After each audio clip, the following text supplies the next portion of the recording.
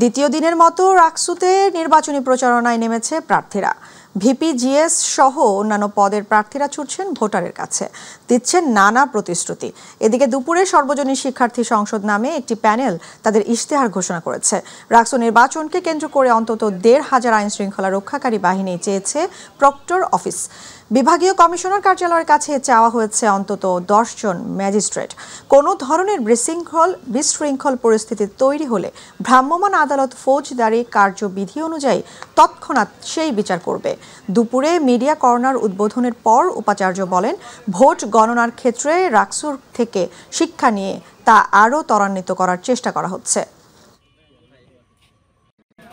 আমার অভিযোগ নেই, তবে একটি অভিমান আছে। তারা মোটামুটি দায় সারাভাবেই কাজ করছে, তারা কিন্তু অভিভাবক সুলভ কাজ করছে না। তো আমরা চাচ্ছি তারা আরেকটু আমাদের প্রতি সিনসিয়ার হবে এবং নিরপেক্ষভাবে কাজ করবে। অন্যান্য প্যানেলের অনেক ভাইয়েরাই প্রথম দিনই আচরণবিধি লঙ্ঘন করেছেন।